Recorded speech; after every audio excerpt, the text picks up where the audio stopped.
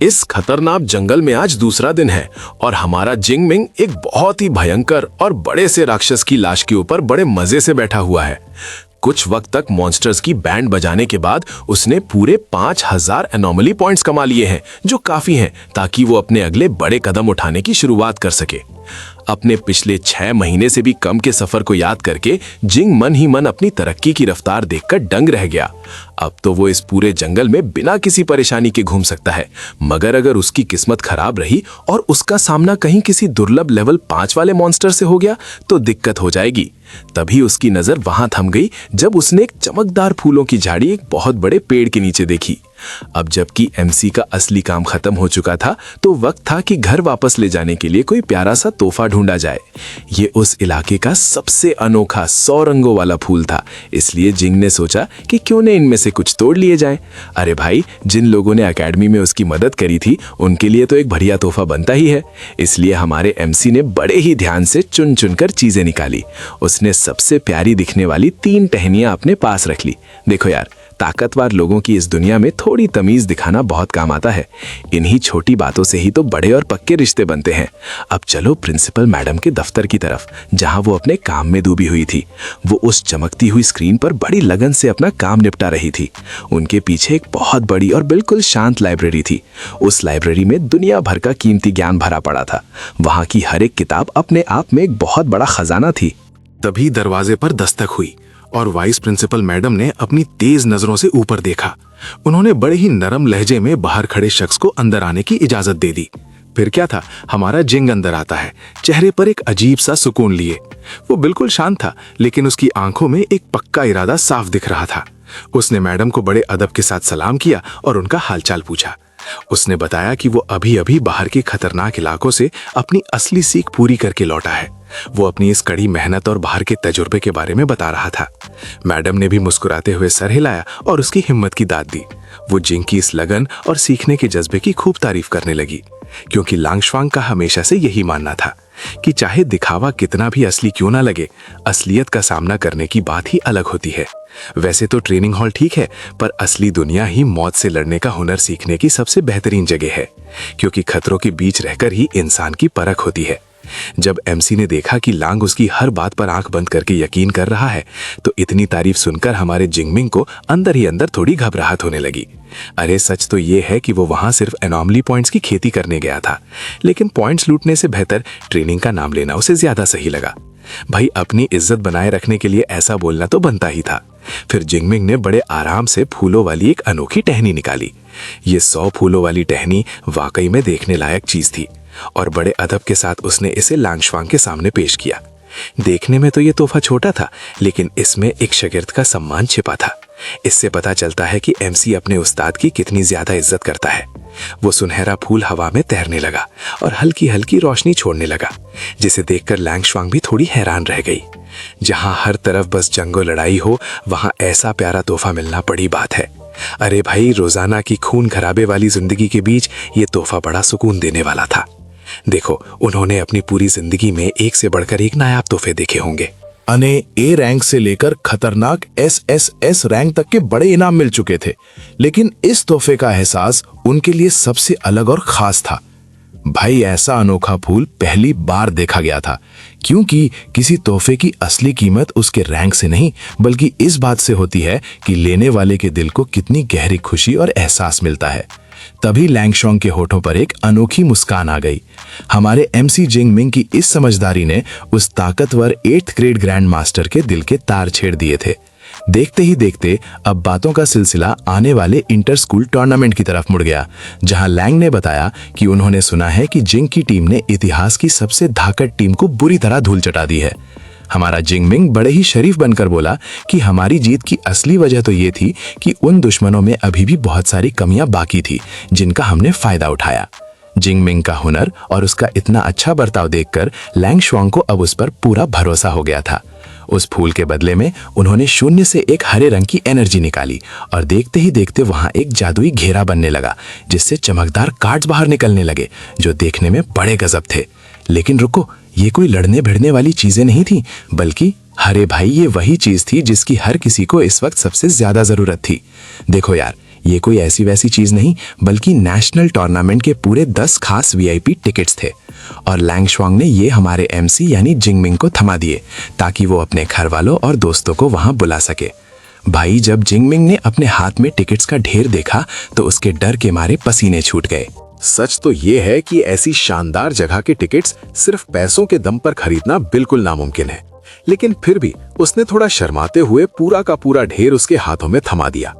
अब जिंगमिंग कहने लगा कि मेरी इतनी हिम्मत नहीं कि मैं इतना कीमती तोहफा कबूल कर सकूं, मगर वाइस प्रिंसिपल ने बस एक मुस्कुराहट दी और कहा कि इतनी ज्यादा शराफत दिखाने की कोई जरूरत नहीं है। साथ ही लैंगू ने उसे याद दिलाया कि पहले भी उसने काफी बार उसकी मदद की थी। लैंगू ने साफ कह दिया कि उसका एहसान चुकाने का सबसे बेहतरीन तरीका बस मुकाबले में अच्छा खेलना है। देखो भाई, आने वाले टूर्नामेंट के लिए टीचर का वो भरोसा काफी बड़ा था।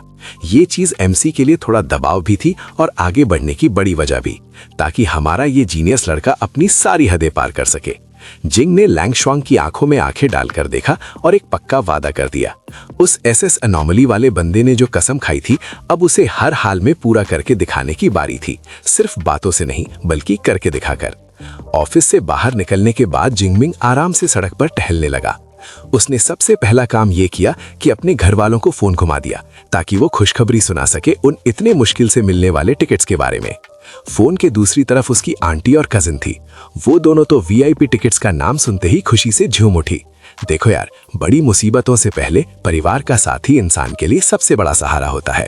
अपने घर वालों से बात खत्म करके जिंगमिंग उस कैरेमल कैफे के पास वाली जगह पर पहुंच गया। उसके दिमाग में बस यही चल रहा था कि कैसे वो बाकी बचे हुए टिकट्स अपने दोस्तों में बांटे। तो भाई, यहाँ एंट्री होती है हमारे एमसी की 2 खास सहेलियों की, जिनका नाम शुईयान और सुई है। तभी पीछे से उनके कदमों की आहट सुनाई देती है और वो दोनों वहां आ पहुंचती हैं। देखो यार, ये लड़कियां बिल्कुल सही वक्त पर यहाँ हाजिर हो गई हैं। दोपहर की धूप में शुईयान का चेहरा एकदम चमक रहा था और वो बहुत सुंदर लग रही थी। सुई भी उसके साथ पास आती है और दोनों के मन में बस यही सवाल था कि जिंग ने उन्हें इतनी जल्दी क्यों बुलाया। वो बेचारी काफी हैरान थी कि आज अचानक ऐसी क्या जरूरी बात हो गई जो उन्हें यहाँ आना पड़ा। लेकिन हमारा एमसी इतनी आसानी से असली बात थोड़ी ना बताएगा। वो तो थोड़ा मजे ले रहा था। सीधी बात करने की जगह जिंग ने वो बचे हुए 2 खास 100 रंगों वाले फूल बाहर निकाले। उसने बड़े प्यार से वो सुंदर फूल उन दोनों लड़कियों के हाथों में थमा दिए। भाई, एमसी का ये अचानक वाला अंदाज देखकर तो वो दोनों पूरी तरह दंग रह गईं। इतना प्यारा तोहफा पाकर उन दोनों का चेहरा शर्म से एकदम लाल पीला होने लगता है। वहां का माहौल अब अचानक से बहुत ज्यादा प्यारा और रोमांटिक सा बन गया था। अरे यार, दुश्मनों को तो ताकत से हराया जा सकता है, लेकिन दिलों को सिर्फ चाहत और फिक्र से जीता जाता है। अपने साथियों को हमेशा के लिए जोड़कर रखने के लिए नर्म दिली होना बहुत जरूरी है। फूल देने के बाद हमारे जिंगमिंग ने अपना असली खजाना निकालकर सबको दिखाया। उसने टिकट्स की पूरी गड्डी निकालकर उनसे पूछा कि आखिर उन्हें कितने टिकट्स चाहिए। अब इसके आगे और कुछ बोलने की कोई जरूरत ही नहीं बची थी। वो दोनों लड़कियां ये देखकर फूला नहीं समा रही थी, क्योंकि अब उन्हें लाइन में लगने की कोई जरूरत नहीं थी। फैमिली टिकट्स इतनी आसानी से मिल जाने पर उन्हें अपनी किस्मत पर यकीन नहीं हो रहा था। शुईयान तो इतनी खुश हो गई कि वो बस मुस्कुराते हुए झूमने लगी। अरे भाई, उसने अपने और अपनी एक सहेली के लिए 2 टिकट्स ले लिए, जबकि सुई ने सिर्फ 1 ही ली और हर तरफ खुशी का माहौल बन गया। इस खुशी ने मुकाबले के उस भारी भरकम दबाव को जैसे गायब ही कर दिया। तभी शू युन ने बताया कि उन दोनों लड़कियों का अपना ही अलग प्लान है। उन्होंने खुलासा किया कि उन्हें अपने रास्ते थोड़ा पहले निकलना होगा। वो फार्मासिस्ट वाला एग्जाम देने के लिए सुबह जल्दी निकलने वाली थी। इस वजह से शायद वो अगले दिन जिंग और बाकी टीम को विदा नहीं कर पाती। हमारे एमसी जिंगपिंग ने बड़े ही प्यार से उन्हें हिम्मत देते हुए उनके सर पर हाथ फेरा। उसने उन्हें उनके इम्तिहान के लिए ढेर सारी दुआएं और शुभकामनाएं दी और सबने तय किया कि वो अब सीधा शहर के टोंकू इलाके में ही मिलेंगे। देखो यार, हर किसी की अपनी मंजिल और अपनी अलग लड़ाई होती है, लेकिन एक दूसरे का साथ देना ही असली तरक्की करने का सबसे सही तरीका है। लड़कियों को अलविदा कहने के बाद जिंगपिंग तुरंत लाइब्रेरी की तरफ निकल गया, क्योंकि अब उसके पास तैयारी के लिए वक्त बहुत ही कम बचा हुआ था। उसे किसी भी हाल में कोई तगड़ी स्किल सीखनी थी ताकि उसकी जीत पक्की हो जाए। लड़कियों से दूर होने के बाद जिंगपिंग बिना देरी किए लाइब्रेरी पहुंच गया। वो सीधा उन खतरनाक लड़ाई वाली किताबों के बीच में जा खड़ा हुआ। वक्त की कमी थी, पर उसे हर हाल में एक महाशक्तिशाली हुनर सीखना था ताकि मैदान जंग में जीत उसके कदम चूमे, और वहां उसने ढूंढना शुरू किया। हमारे एमसी ने तुरंत अपनी वर्चुअल असिस्टेंट एवा को आवाज लगाई और उसे एकेडमी में मौजूद सभी एस रैंक वाली बिजली की भालाबाजी की टेक्निक्स की पूरी लिस्ट मांग ली। देखते ही देखते जिंग के सामने एक लंबी लिस्ट प्रकट हो गई, लेकिन ध्यान देने वाली बात यह थी कि वहां सिर्फ 5 ही ऐसी खतरनाक स्किल्स थीं। जिसके बाद हमारा जिंगपिन बड़े ध्यान से हर एक टेक्निक को परखने लगा ताकि वो अपने लिए सबसे बेहतरीन और असरदार हुनर चुन सके। भाई काफी सोच विचार करने के बाद उसने थंडर ट्राइडेंट डीमन स्पीयर पर अपनी मुहर लगा दी। ये एस रैंक की टेक्निक ऐसी है जो भाले के चारों तरफ बिजली का एक जाल बुन देती है, जो हमले की रफ्तार को कई गुना ज्यादा बढ़ा देती है और साथ ही साथ दुश्मन के परखच्चे उड़ाने वाले धमाके भी करती है। अब इतनी खतरनाक चीज देखकर जिंग ने तुरंत इसे सीखने का फैसला कर लिया। उसने बिना वक्त गवाए एवा को इसका असली मैनुअल लाने का हुक्म दिया। देखो भाई, एसएस पावर तो सिर्फ एक बुनियाद है, लेकिन असली खेल तो इन मैनुअल्स का है, क्योंकि बिना सही हथियार और टेक्निक के इतनी बड़ी ताकत का क्या फायदा। ये किताबें ही उस ताकत को सही दिशा में इस्तेमाल करने का जरिया है। फिर क्या, अपने कल्टीवेशन स्टेशन पर बैठते ही जिंग को एवा से वो नई और धमाकेदार स्किल की किताब मिल गई। अब हमारा हीरो एक नई और तबाही मचाने वाली टेक्निक सीखने के लिए काफी उत्साहित था। भाई उसने उस पुरानी टेक्निक के पन्नों को पलटना शुरू किया और पूरा ध्यान इस पर लगाया कि वो बिजली की लहर कैसे चलती है। देखो, हमारे एमसी की काबिलियत के साथ इन बातों को समझना उसके लिए कोई बड़ी दिक्कत नहीं थी।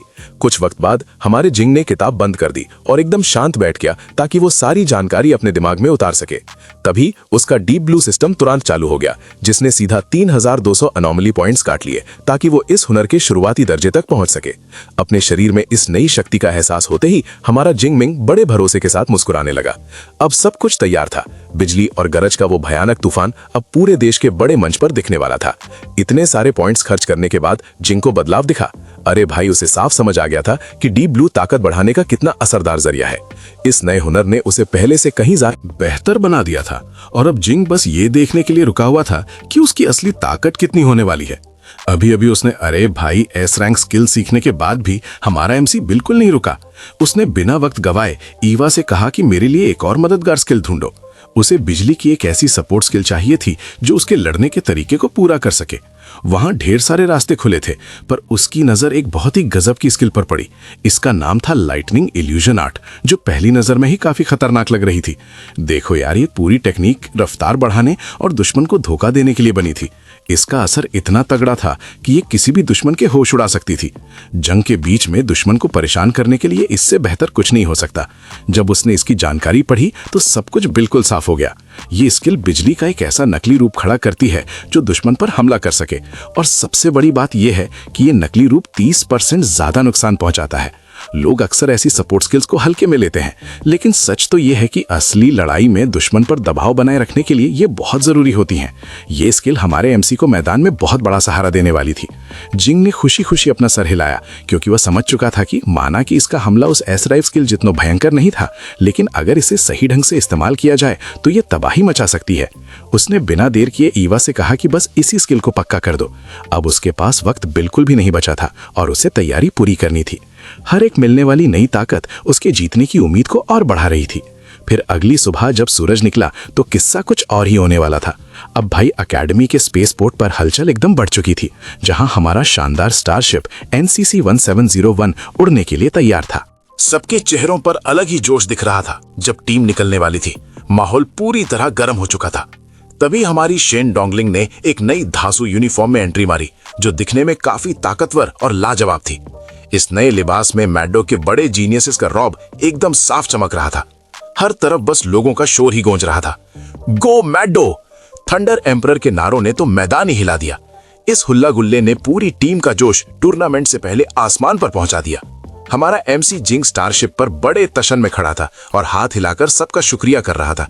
नीचे खड़े हजारों स्टूडेंट्स बड़े गर्व और बड़ी उम्मीदों के साथ उन्हें देख रहे थे। थोड़े ही वक्त में वो स्टारशिप उड़ते हुए सीधा टोंकू सिटी के ऊपर पहुंच गई। असल दंगल तो भाई यहीं पर होने वाला था, जहां दूर दूर से सबसे धाकड़ खिलाड़ी इकट्ठा हुए थे। लैंडिंग डॉक पर पहुंचते ही चिंग अनोमली यूनिवर्सिटी ने स्वागत के लिए एक बहुत बड़ी टीम पहले से तैयार रखी थी। सुरक्षा के इंतजाम भी बिल्कुल सख्त कर दिए गए थे, क्योंकि ये कोई मामूली मुकाबला नहीं होने वाला था। अब कहानी पहुंच चुकी है डीमन वेल के पास, एक बहुत ही खतरनाक इलाके में। गुफा नंबर 5 के ऊपर बने उस बड़े से बालकनी पर चिंग जिंग स्कूल के बड़े बड़े लोग खड़े होकर मैडो के उस बड़े से स्टारशिप को घूर रहे थे। सबके चेहरे बिल्कुल गंभीर थे, क्योंकि उन्हें पता था कि मैदान में जंग होने वाली है। इन बड़े स्कूल्स के बीच की पुराने दुश्मनी की वजह से शुरुआत से ही वहां का माहौल काफी गर्म हो गया। जब वो स्टारशिप जमीन पर उतरा तो उससे इतनी तेज हवा निकली कि पूरे मैदान में धूल ही धूल उड़ने लगी थी। देखा जाए तो ये एंट्री बिल्कुल वैसी ही थी जैसा एक पिछली बार के रनर अप का रुतबा होना चाहिए। फिर एक एक करके ताएहोंग, कॉन्गशी और शेनडोंगलिंग उस शिप से बाहर निकलते हैं, जिनके नाम से ही दुनिया कांपती है। अनोखी शक्तियों वाली दुनिया में इन लोगों का अलग ही खौफ है, और अब ये सब किसी भी दुश्मन की बैंड बजाने के लिए पूरी तरह तैयार है। सबसे आखिर में हमारा एमसी जिंगमिंग बाहर निकलता है, जिसकी आंखों में दुश्मन के लिए थोड़ा भी रहम नहीं दिख रहा था। उसने मान ही मन सोच लिया था कि अब असली महायुद्ध शुरू हो चुका है, और अब अपनी एसएस लेवल की ताकत को दुनिया से छुपाने का वक्त खत्म हो गया। इसके साथ ही सभी बड़े स्कूल्स के बीच का ये टूर्नामेंट पूरी तरह से शुरू हो जाता है।